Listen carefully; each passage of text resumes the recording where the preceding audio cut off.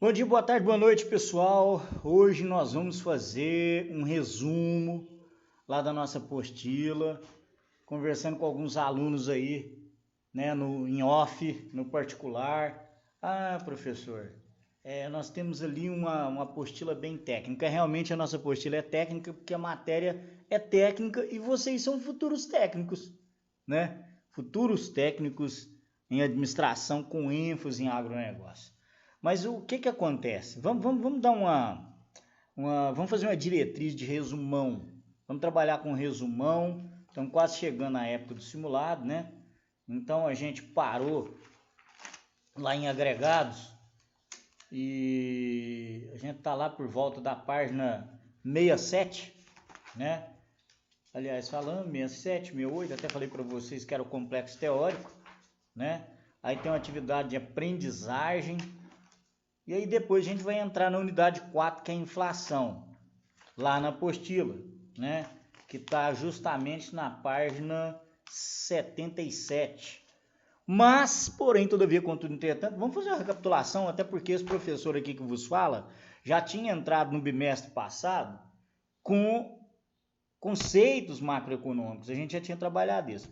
Vamos olhar isso hoje de novo, sem problema, para que a gente entre lá na página 77, inflação, que é a unidade 4, né? A gente vai dar uma passadinha rápida na unidade 4 depois, porque ela até vai ficar só para... É isso mesmo. Aí depois a gente tem economia aberta, que é o capítulo 5 para frente, que é o segundo bimestre. Finalizando esse contexto, né, com inflação. Mas vamos fazer um resumo aqui juntos. Vamos lá. Análise macroeconômica, né? Bom, o que é teoria política macroeconômica? Qual é a introdução disso? Como eu já disse para vocês, e vamos repetir, é um resumo, trata da evolução da economia como um todo, analisando a determinação e o comportamento dos agregados econômicos, que é essa palavrinha que a gente usa muito aqui, ó, agregados econômicos, porque quando a gente olha eles com relação aos demais. E os principais agregados são, primeiro, a renda, né, quanto que você ganha, né, quanto que você tem de rendimento mensal, anual, o emprego, né, o governo, o Estado tem que observar se as pessoas estão empregadas, porque emprego gera renda, né? E aí tem que ter as políticas próprias. Produto nacional, né? O que quer dizer o produto nacional? O produto nacional é justamente nós temos o produto nacional bruto, né? E o produto nacional líquido. O bruto é com tudo que a gente exporta, né? E importa. Já o produto nacional líquido é a soma só das riquezas aqui dentro, né? Que não vão para fora. Nós temos que olhar o emprego e o agregado desemprego, né? Olhar a taxa de empregabilidade e olhar a taxa de desempregabilidade. Nós temos que olhar investimento, né? Se as pessoas estão tratando essa questão de investir, de gerar emprego. Temos que olhar o estoque de moeda, a gente viu os agregados lá na apostila, né? E olhar também a questão da poupança que está aqui, ó, com renda, né? É a parte da renda que sobra, né? E aí a gente falou também na questão de especulação nas aulas anteriores, né? Advindos dessa taxa de juros aqui, ó. Tem gente que prefere aplicar o seu dinheiro, investir o seu dinheiro em juros, né? A taxa de juros está boa, está no jeito. Você vai e investe em aplicações, poupança, CDBs, RDBs e esquece de gerar emprego. Temos que olhar a questão do consumo, que é oferta e demanda, muito ligado à microeconomia. Temos que olhar a balança de pagamentos, né, que é a soma, é o somatório, né, de tudo que aconteceu em determinado período com relação à estrutura de contas nacional. O nível geral de preços, né, que a gente já viu, e taxa de câmbio, que é justamente o valor da nossa moeda em relação a outras. Então, essa questão, ela, né, negligencia o comportamento das unidades econômicas individuais, que aí já seria um comportamento microeconômico. Porém, permite estabelecer relações entre os agregados e melhor compreensão das interações entre esses aqui, certo? Então, por que estudar macroeconomia, professor? Porque os fatos macroeconômicos afetam a vida de todos nós. Os executivos que planejam a demanda dos seus produtos, os idosos que vivem com rendas fixas se preocupam com a velocidade que os preços sobem, os trabalhadores desempregados buscam emprego com a esperança de que a economia irá melhorar, que as firmas irão contratar. Portanto, todos são afetados pelas condições da economia. Também a influência dos fatos econômicos sobre a política evidencia-se na época das eleições presidenciais e até digo, municipais, estaduais, também. A política econômica fornece o tema principal do debate entre os candidatos. Vocês podem olhar que eles vão falar de emprego, desemprego, renda, poupança popular, renda das famílias, poupança das famílias, taxa de juros, o valor da moeda, enfim, tudo. A situação da economia tem forte influência no resultado dessas eleições, gente, tá? Não estudamos macroeconomia apenas para explicar os fatos econômicos. Também queremos aperfeiçoar a política econômica, que é um fator preponderante do processo macroeconômico. Porque quais são as preocupações principais, gente, dos macroeconomistas? Aí, falando aqui que eu falei para vocês, que eu quero muito mais que vocês entendam de teoria, propriamente, até pela grade do curso, pelo viés desse curso técnico, do que propriamente entender de como fazer fórmulas complexas macroeconômicas. Não. Por exemplo, precauções principais do macroeconomista. Eu vou mandar esse material para vocês lá para o portal do aluno e vou mandar aqui pelo WhatsApp também. Principais preocupações: estabilidade de preço. Gente, nós temos que evitar a inflação, que é assunto da unidade 4 da nossa apostila, lá na página 77, que a gente já falou até no bimestre passado. O que é a inflação? É alta exorbitante de preços. Né? É igual está acontecendo no momento. Se o governo não dá um jeito, olhem o preço que está o saco de arroz, o preço que está os alimentos. Tá? E eu vou mandar para vocês alguma coisa ligada ao agronegócio também lá. Uma reportagem sobre isso. Vai ser importante, a gente vai debater, vai valer pontos lá no nosso plantão do Mix, tá?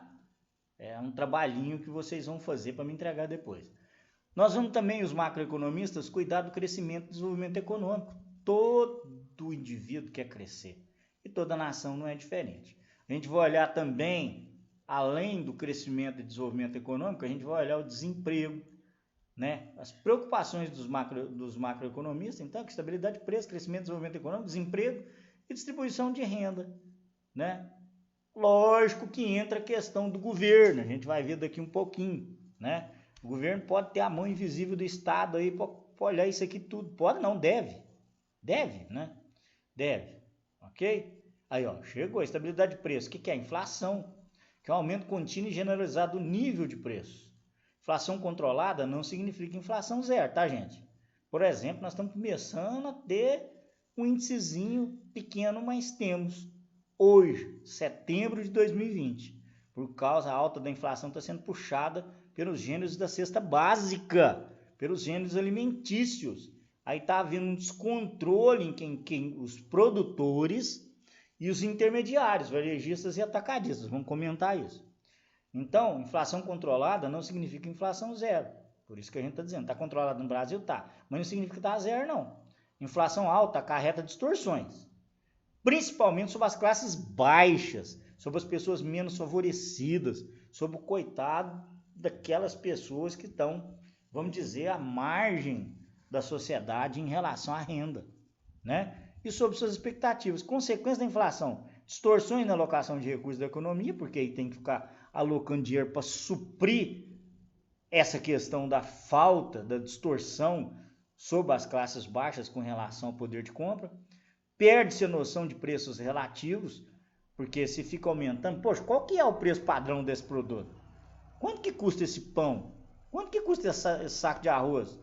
Quanto custa esse bote de café, né? esse pacote de café?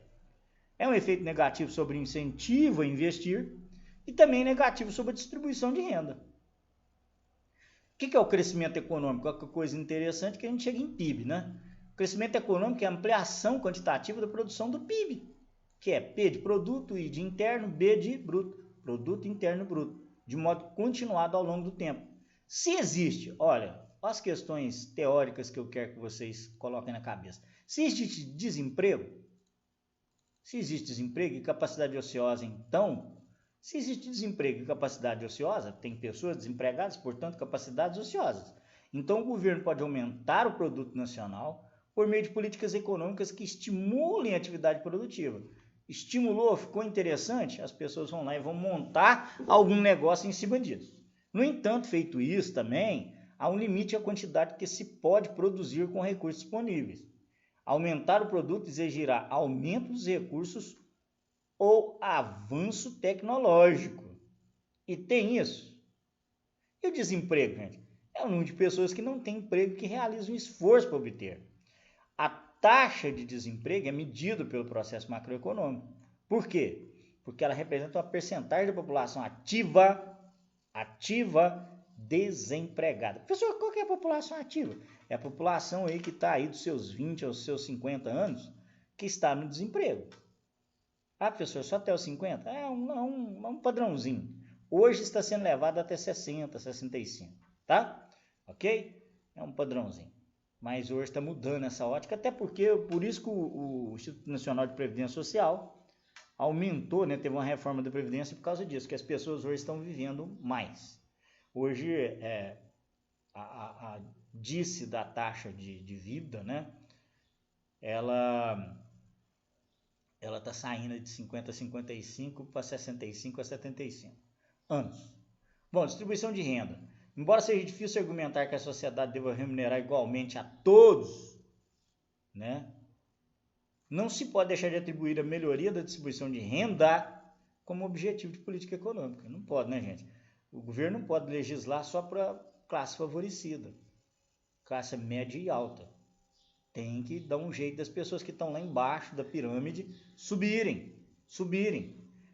E também distribuir de forma justa a renda gerada pela sociedade, evitando a intensificação dos distanciamentos entre as classes sociais. É por isso que a gente viaja aí quando vai para a cidade grande, né? Aqui em Araguari também tem, mas isso é mais visto nas grandes capitais, onde as pessoas vão em busca de trabalho, de ascensão social, de oportunidade, né? Muita gente não gosta de ficar no interior, corre para lá. É um contingente muito grande, inclusive das áreas rurais. As pessoas migram das áreas rurais para as capitais, algumas para o interior também, como Araguari e Uberlândia. Então, o que acontece com isso? Acontece que tem uma massa de pessoas vivendo juntas e a gente sente distanciamento quando olha para aqueles palafitas, para aquelas favelas, né? As favelas no Rio, São Paulo, Belo Horizonte, Goiânia, Brasília, né? É aquele distanciamento, né? Pessoas vivendo em apartamentos de luxo, com banheiro de hidromassagem, com elevador panorâmico, e outras que, coitadas, não tem nem banheiro. Não tem nem banheiro, elas têm que fazer necessidade no tempo. Ah, professor, existe isso? Existe. E tem umas que tem os seus banheiros naquelas fossas mais horríveis do mundo, né? Aquela coisa distante da questão da infraestrutura mesmo, da questão do saneamento básico, que são tipo buracões mesmo, lá, né, com uma casinha de tábua, uma coisa maluca, que isso existia muito na época de 50, 60 e persiste até hoje. Por quê? Porque a nossa classe política não olha para essa questão e deixa haver esse distanciamento. Porque eles não se preocupam muito com os outros, preocupam-se mais com eles. Professor, você está metendo pau na política, né? Tô sim. Não devia fazê-lo, não estou aqui para isso, não estou citando país, não estou citando partido A, partido B, partido C, não estou falando de nada disso, só estou falando que macroeconomicamente, entendendo a distribuição de renda, a gente vê que hoje tem distanciamento nessas classes sociais, tem uma desigualdade na distribuição de renda e, portanto, a gente tem que dizer que o culpado é a classe política, com certeza, porque eles fazem uma forma de eles terem 14º, vale alimentação, vale motel, vale de tudo, até vale paletó, né? Enquanto que as pessoas geralmente estão aí com um salário mínimo ruim em face ao valor das coisas. Mas sem atermos a questão política da coisa, vamos entender o macro, que é a macroeconomia. Então, o que são políticas econômicas? Independente de eles estarem aplicando corretamente ou não. Deveria, né, e é o conjunto de medidas tomadas pelo governo de um país com o objetivo de promover o desenvolvimento econômico e pleno emprego, ó, passa em jornais nacional, jornal televisivo, escrito, né? Então, ó, políticas econômicas, lá que nosso atual ministro é um tal de Paulo Guedes, né? Ele tinha que estar promovendo o desenvolvimento econômico e pleno emprego. Ah, professor, mas estamos em pandemia também, né? Então, isso foi ruim para ele. Foi ruim para o ministro da Economia, foi ruim para o atual presidente. Embora ele nem acreditava que o Covid existisse, né? Garantir a estabilidade do preço, controle da inflação, é uma política econômica, garantir a estabilidade do preço, controle da inflação, e é por isso que eles têm que se ater ao que está acontecendo com a cesta básica, com os alimentos. Vou mostrar esse texto para vocês já, vocês vão fazer um trabalho nele para mim. Eles têm que equilibrar o volume financeiro das transações econômicas com o exterior, ou seja, mais exportar, mandar para fora, do que importar, trazer para cá. Por quê? Porque a gente tem que fazer e dar importância para a indústria nacional. Temos que ter o nosso relato interno aqui. Agora, se os nossos preços estão ruins, aí entra a mão do governo, por exemplo, no que tange o arroz. Espera aí, os caras daqui estão vendendo com alto preço, estão aumentando o preço do arroz, do café, da soja, do óleo de soja. Então vamos comprar de fora. Eu vou estimular, eu vou fazer um investimento aqui, vou colocar um valor bacana aqui para que as pessoas possam angariar dinheiro, moeda, né? Vou facilitar eles importarem arroz lá de fora. Você entendeu? Alguma medida ele vai ter que tomar. E essa medida vai ser tomada, vocês podem esperar aí no Jornal Nacional de hoje, nos jornais escritos de no máximo amanhã cedo. Alguma coisa ele vai ter que fazer, porque já tem lugar aí que o saco de arroz está a R$35, outros até 50, como um colega meu que mora no norte do país estava falando. E também promover a distribuição de riqueza e das rendas, né? É uma política econômica, tá? As principais políticas econômicas, então, gente, narrando tudo que a gente vem falando lá na apostila, dos aglomerados, né, das questões que a gente viu com relação a um complexo número de demanda por moeda, o lado monetário da economia, curvas, né, que a gente analisou, né? A gente vem analisando a introdução à análise macroeconômica, a evolução da macroeconomia, que a gente viu no capítulo 1, né? Professor, por que você está fazendo esse resumão? Porque já está chegando perto do nosso simulado, tá? Então a gente viu, falamos sobre a crise de 29, né? Falamos o que a gente, Milton, Friedman, falamos sobre os modelos macroeconômicos, o mercado de bens e serviços, famílias, firmas, mercado de fator de produção. Então a gente fez ali na contabilidade nacional, no capítulo 2, que está lá para a página 27, a gente viu a modelagem básica das variáveis macroeconômicas, a gente viu a questão da oferta, produto, despesa e demanda, a gente viu algumas fórmulas como R igual a Y, que é igual a DA, onde R é renda, Y é igual a renda e produto, e DA despesa agregada, tem as noções de despesa agregada, não é isso?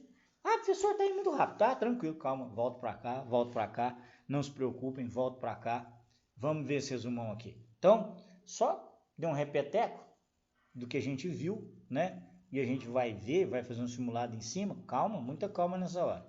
Então, quais são os objetivos macroeconômicos do governo? Política fiscal, que tem a ver com o quê? Com os impostos, né, pessoas? Com a questão do governo existir. Para ele existir, ele tem que nos cobrar uma taxa, um percentual, sobre tudo que gira na economia, é o chamado imposto. E aí tem imposto sobre alimentos, tem imposto sobre combustíveis, tem imposto sobre moradia, tem imposto sobre produção, né? ICMS, IPVA, e aí vai. Política monetária, que é a questão de dar um valor à moeda corrente. Política cambial, né? Valor à moeda corrente, porque, por exemplo, lançou-se agora a moeda do Lobo-Guará, né? A moeda papel, que é o dinheiro, né? Que é aquela moeda que vale R$200. Para que vai servir isso? Está custando ter 100, né? Coisas de governo. A gente não discute, a gente discute sim, que é importante ser cidadão, né?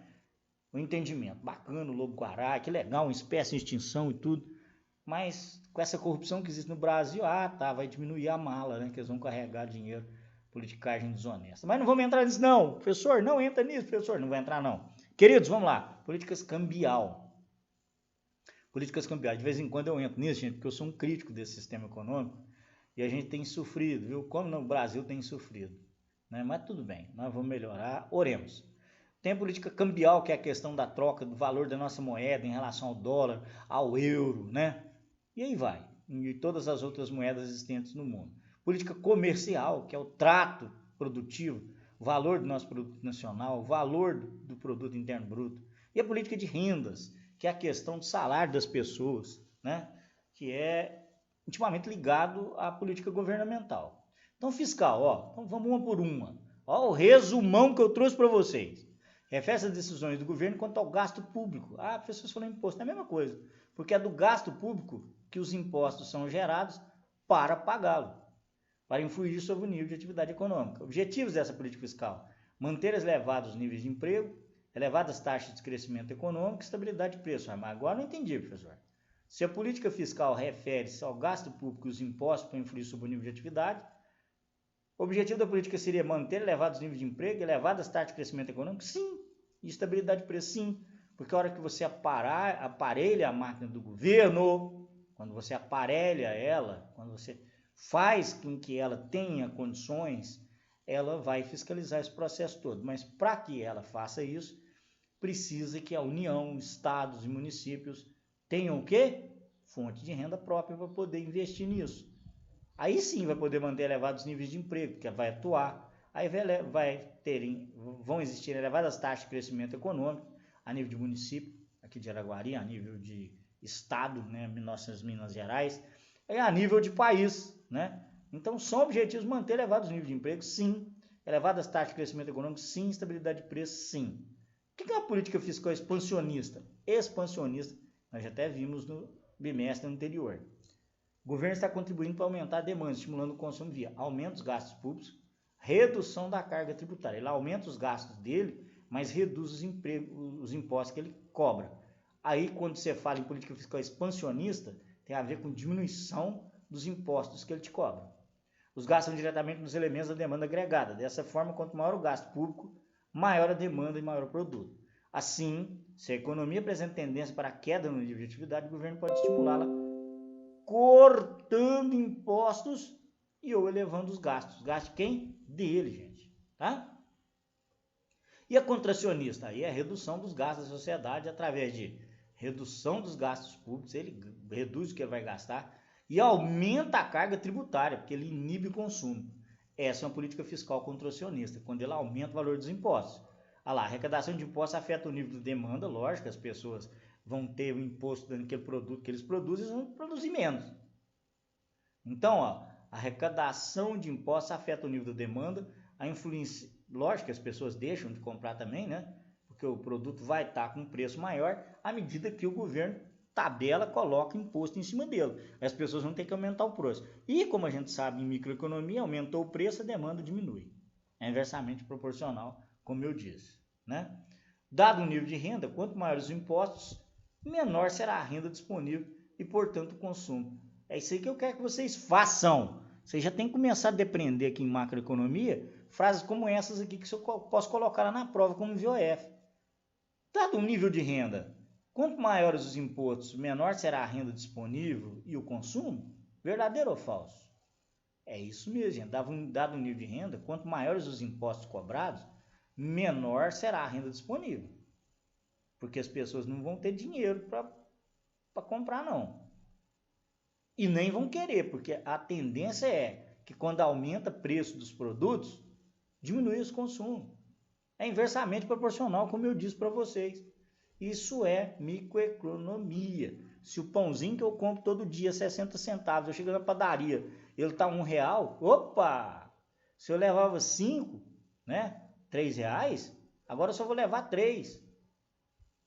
Aí quando eu vejo isso, realmente eu vou até comprar menos. Porque eu não gosto disso que está acontecendo, e ao não gostar disso que está acontecendo, eu até reduzo o consumo, ou busco os preços substitutos, busco os produtos substitutos, né? Ou mexo, ou tento fazer com que no lugar do pão eu compre uma rosca, eu faça qualquer outra coisa, menos comprar aquele produto que eu me sinto aviltado, ele custa 60 centavos e de repente ele está R$1, certo? O que é política fiscal? Então, ela apresenta maior eficácia quando o objetivo é uma melhoria na distribuição de renda, pelo fato de taxar as rendas mais altas ou aumentar os gastos do governo em setores menos favorecidos. Então, eu quero explicar para vocês o seguinte: uma política fiscal que quer ter eficácia, ela tem que melhorar a questão da distribuição de renda. Então, ela vai taxar rendas altas, vai cobrar imposto de quem realmente tem grandes fortunas e não do pobre, né? Ou então ela vai aumentar os gastos do governo em setores menos favorecidos, como é aquele pessoal das favelas, como é o pessoal que nem sequer tem moradia própria, certo? Nem infraestrutura, nem saneamento básico. Então, um exemplo de redução, por exemplo, de IPI, Imposto sobre Produtos Industrializados, por exemplo, de 20% para 10% na máquina de lavar. Por quê? Se eu diminuir o Imposto sobre Produtos Industrializados de 20% para 10% na máquina de lavar, as empresas vão vender essa máquina de lavar por um preço melhor. Consequentemente, o consumo dessa máquina de lavar vai aumentar. Por exemplo, um recuo, né, uma redução no IPI de 15% para 5% no eletrodoméstico chamado geladeira, de 10% para 0% em tanques reservatórios, né? Olha aí, as pessoas têm que ter esses tanques, têm que ter sua água encanada, têm que ter suas caixas d'água, né? Geladeiras, que é um produto extremamente importante para que os alimentos sejam conservados. Então, fogão, por exemplo, 5% no IPI, Imposto sobre Produto Industrializado, para 0%. Ok? São medidas de quê? De redução do IPI que favorecem a demanda. Ok? Dúvidas no MIT, viu, gente? Vamos lá. Política monetária. É a atuação do governo sobre a quantidade de moeda de crédito e das taxas de juros. É uma política de curto prazo, como a gente já viu lá em demanda agregada na nossa apostila. Com o objetivo de quê? Estabilizar o nível geral de preços. Quais são os instrumentos? Controle do volume das emissões de moeda. Depósito compulsório. Professor, o que é depósito compulsório? Aqueles obrigatórios que os bancos, são sobre os depósitos à vista que os bancos comerciais são obrigados a depositar para o Banco Central. Então, tudo que você deposita no banco, tudo que você deposita, as pessoas vão lá e depositam, existe os depósitos compulsórios, que é um percentual sobre aquilo tudo que é depositado no dia inteiro, por exemplo, lá no Banco Itaú. No final do dia, você tem que pegar um percentual daquilo que você depositou e depositar no Banco Central. Aquilo é para a economia não dar um choque. Esse depósito compulsórios, a palavra compulsório é obrigatório, no sentido de ser obrigado. Você é obrigado a fazer aquilo, tá? Para quê? Para estabilizar o nível de preços. Porque um percentual você deixa lá com o Banco Central, não vai ficar rodando na economia e fazendo as pessoas gastarem, né?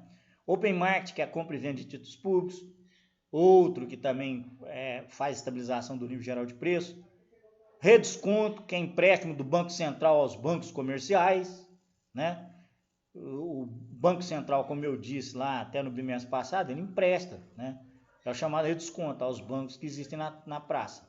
E a regulamentação sobre crédito e taxa de juros, que é a questão de analisar justamente para que as pessoas, através da taxa de juros, não provoquem inflação, com suas medidas de buscar, né? Buscar material, ou seja, de demandar sobre produtos da economia. Bom, política monetária restritiva.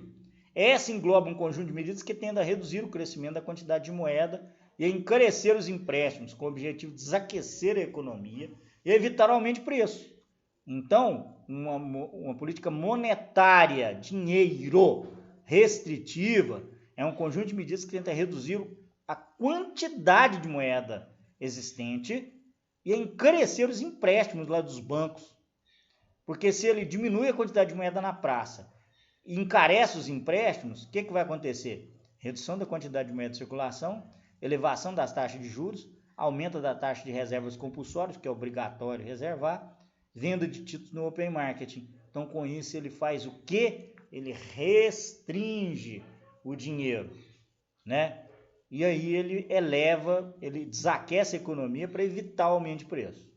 Beleza? E uma política monetária expansionista, pessoal. São medidas que tendem a aumentar a quantidade de quê? Aqui, monetária expansionista. Vamos ver aqui, sinônimo para isso. Expandir e aumentar. Monetária é dinheiro. Então, são medidas que tendem a aumentar a quantidade de moeda em circulação com o objetivo de aquecer a demanda. Se aumenta a quantidade de moeda em circulação, você vai comprar. Você tem dinheiro, você corre lá e troca seu carro. Você constrói, faz uma reforma na sua casa, certo? Então, incentiva o crescimento econômico através de quê? Da redução da taxa de juros, da redução da taxa de reserva compulsória, que é obrigatória, né? Compra de títulos no open market, ampliação da emissão de moeda pelo Bacen. Aí o Bacen faz ao contrário, ele emite moeda e coloca vários lobos guarás aí no mercado. Várias notas de 200 aí. Vantagem da política monetária sobre a política fiscal. Vantagem da política de emitir moeda sobre a política de cobrar impostos e sobre aumentar ou diminuir o gasto público, né? Fazendo a sinônimo aí para vocês. Qual é a vantagem da política monetária? Colocar dinheiro na praça tem efeito imediato, né? Depende apenas de decisões das autoridades monetárias. Não depende de votações do Congresso Nacional, porque tudo depende do Congresso aprovar as medidas do Executivo, do presidente, do prefeito ou do governador. Não são só assim não, ele vai fazer alguma coisa com relação à economia, tem que passar pelo crivo do Congresso, as duas casas do Congresso, Câmara dos Deputados e Senado, né? Podem ser implementadas imediatamente, sem precisar observar o princípio da anterioridade da lei. E política cambial? É o conjunto de ações do governo que influem no comportamento do mercado de câmbio e a taxa de câmbio, que é a questão das moedas estrangeiras em relação à nossa. Objetivo? Manter equalizado o poder de compra do país em relação aos outros com os quais este mantém relações de troca, né? Então, por exemplo, a relação do dólar com o real, que é a moeda americana com relação à moeda brasileira. A taxa de câmbio pode ser fixa, determinada pelas autoridades monetárias, ou flexível, determinada pelo mercado de divisas, ok? Então, a política cambial, ela é o quê? O que é a taxa de câmbio? A taxa de câmbio pode ser definida como preço em moeda doméstica da moeda estrangeira. Portanto, o aumento na taxa de câmbio significa um aumento no custo da moeda estrangeira. Portanto, uma queda no preço da moeda doméstica é uma desvalorização. Uma queda na taxa de câmbio representa uma redução do custo da moeda estrangeira.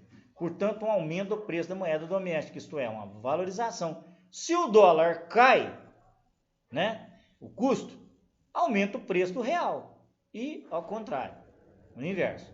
Então, política cambial, como todo preço, a taxa de câmbio é basicamente determinada pela lei da oferta e da procura. Lei básica da microeconomia, né? Se a procura é maior que a oferta, o preço do dólar em reais sobe. Se a procura é maior que a oferta, se as pessoas estão procurando mais do que está sendo ofertado no mercado, o dólar sobe.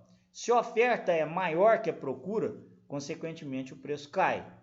Então são vários fatores que podem influenciar a oferta e demanda por dólares. Daí a dificuldade que os economistas têm em prever o comportamento da taxa de câmbio. É complicado prever, tá, gente? O Banco Central é que define a política ou regime cambial.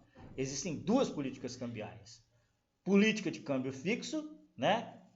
E política de câmbio flutuante. Mas, porém, todavia, contudo, entretanto, nós vamos continuar essa videoaula lá no Meet, justamente aqui onde a gente parou, em política de câmbio, política cambial. Nós vamos lá no Meet e eu vou passar um texto para vocês agora e nós vamos trabalhar isso como um trabalho valendo 8 pontos aí, para que o restante dos 15 sejam distribuídos nesses trabalhos que eu dou para vocês toda semana.